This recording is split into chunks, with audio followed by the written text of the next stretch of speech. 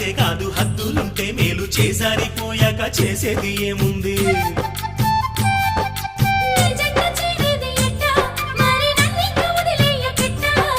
నన్నిట్ట వేధించకే ఓ భామ నీ మనసు మార్చే